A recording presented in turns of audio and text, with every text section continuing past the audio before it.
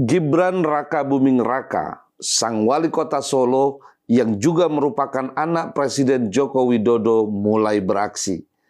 Bersama kader-kader muda PDI Perjuangan, ia belusukan di Surakarta mendatangi warga satu demi satu, lalu menempelkan stiker bergambar Ganjar Pranowo dan Presiden Jokowi di rumah-rumah warga untuk meningkatkan elektabilitas Ganjar.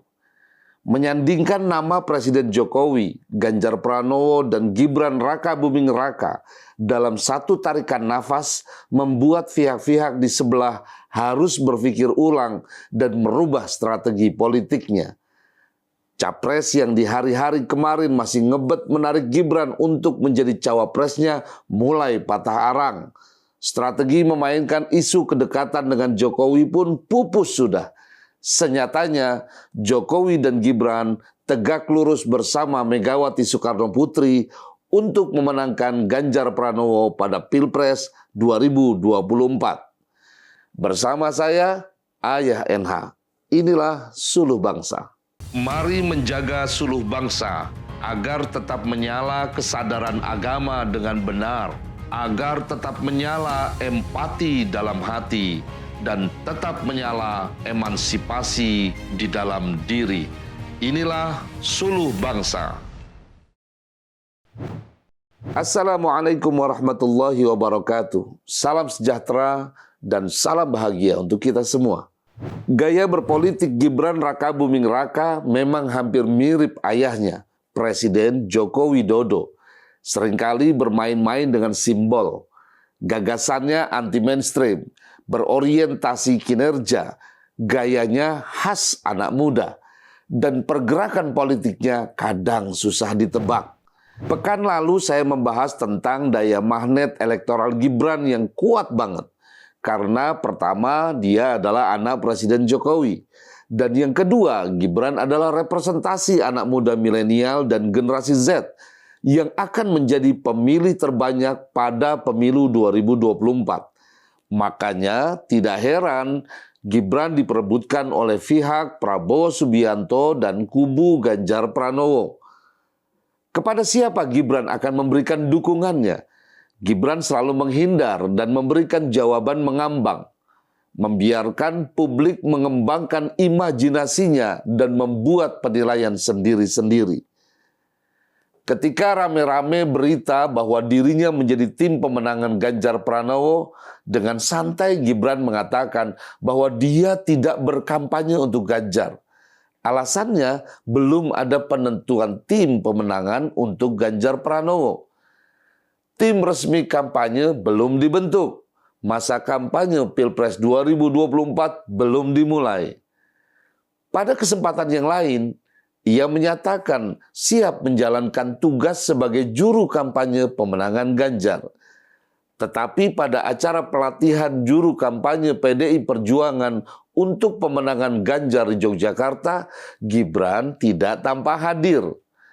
Begitu juga ketika ditanyakan kesediaannya menjadi cawapres Prabowo Subianto. Dengan enteng, dia balik bertanya, apakah ada yang mau memilihnya? Ia merasa masih belum cukup umur dan banyak yang lebih layak menjadi cawapresnya Prabowo. Gibran memang tidak mengatakan tidak, tapi sikapnya adalah cara paling halus untuk menyatakan penolakan. Gibran memang tidak banyak bicara, lebih suka memberikan kode-kode dengan menggunakan bahasa simbol yang kemudian kita paham, ternyata Gibran berada di dalam barisan pemenangan Ganjar Pranowo. Bersama kader-kader muda PDI Perjuangan, Gibran mendatangi rumah-rumah warga, belusukan menyapa rakyatnya, bercakap-cakap dengan akrab, kemudian meminta izin menempelkan stiker bergambar Ganjar Pranowo dan Presiden Joko Widodo. Entah kebetulan atau tidak, di hari yang sama, di tempat yang berbeda, di kota Medan, Sumatera Utara, di hadapan peserta Muktamar Ikatan Pemuda Muhammadiyah ke-23, Presiden Jokowi membuat tebak-tebakan, menyinggung soal rambut putih yang selama ini identik dengan Ganjar Pranowo. Rambut putih namanya uban, Rambut merah namanya pirang, kalau rambut hijau namanya apa? Seorang peserta menjawab, rambut hijau adalah rambut belum matang. Jokowi tertawa sumringah.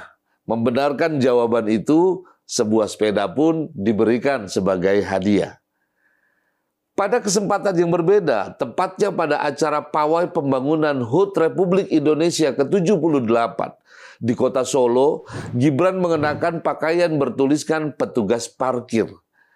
Sontak saja ingatan masyarakat tertuju pada istilah petugas partai yang sempat viral di kancah perpolitikan nasional. Gaya politik ayah dan anak ini memang unik, sekaligus menarik. Bahasa simbol diberikan sebagai jawaban, juga untuk melancarkan kritikan. Smooth, halus sekali, tapi mengena. Bahasa simbol dalam beberapa hal memang cukup efektif. Tidak melukai, tidak menyakiti, tapi telak mematikan langkah lawan. Perhatikan saja, kubu sebelah sudah tidak lagi memainkan isu Gibran sebagai cawapres. Klaim kedekatan sang capres dengan Presiden Jokowi pelan-pelan mulai berkurang.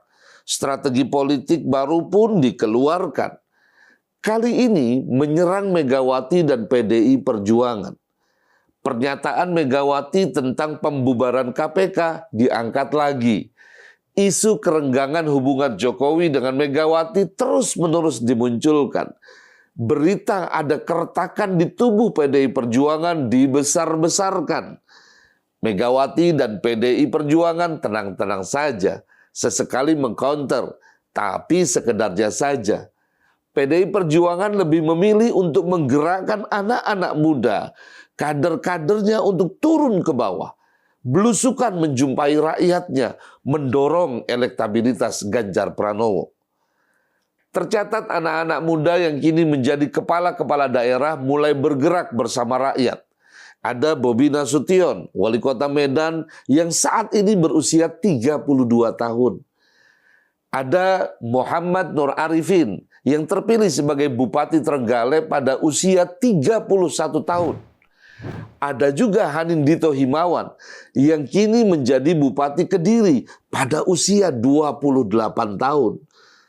Tentu saja juga ada Mas Wali, Gibran Raka Buming Raka, yang menjadi wali kota Surakarta yang saat ini berusia 35 tahun. Bicara tentang anak muda selalu membuat saya merasa bergairah. Ada harapan yang membuncah di dada. Anak-anak muda seperti mereka akan mengawal Ganjar Pranowo memenangkan kontestasi Pilpres 2024. Bahkan anak-anak muda itulah ujung tombak perjuangan menanamkan kesadaran politik kepada kelompok milenial dan generasi Z. Karena bagaimanapun pemilu 2024 adalah pemilunya anak muda. Komisi Pemilihan Umum (KPU) telah menetapkan daftar pemilih tetap atau DPT untuk pemilu 2024. Jumlahnya mencapai 204.807.222 pemilih. Dari total pemilih itu, kelompok muda milenial dan generasi Z mendominasi, yakni sebanyak 56,45% dari total keseluruhan pemilih. Partisipasi anak muda milenial dan generasi Z pada pemilu 2024 akan mewarnai ruang demokrasi politik yang lebih produktif, meski dengan segala risiko dan tantangan yang baru. Kesadaran politik anak muda milenial dan generasi Z merupakan instrumen kunci kontestasi politik. Anak-anak muda ini bukanlah komoditas politik. Mereka adalah subjek demokrasi. Suara anak muda milenial dan generasi Z menjadi kekuatan demokrasi untuk menentukan kepemimpinan nasional. Dengan dua ini saja ya, partisipasi politik dan kesadaran politik yang tumbuh dan mekar di diri anak-anak muda Indonesia, maka kita bisa menghadirkan pemimpin bangsa yang idealis, nasionalis, dan non-diskriminatif. Bukan pemimpin haus kekuasaan yang dipilih hanya berdasarkan ungkapan romantik retorik. Di saat kontestasi Pilpres dimulai nanti, kampanye sudah dilakukan, mesin politik mulai dipanaskan. Anak-anak muda cemerlang seperti Gibran dan lainnya yang jumlahnya jutaan itu akan bergerak menempelkan stiker gambar Ganjar Pranowo yang langsung menempel di hati rakyat Indonesia. Sampai jumpa.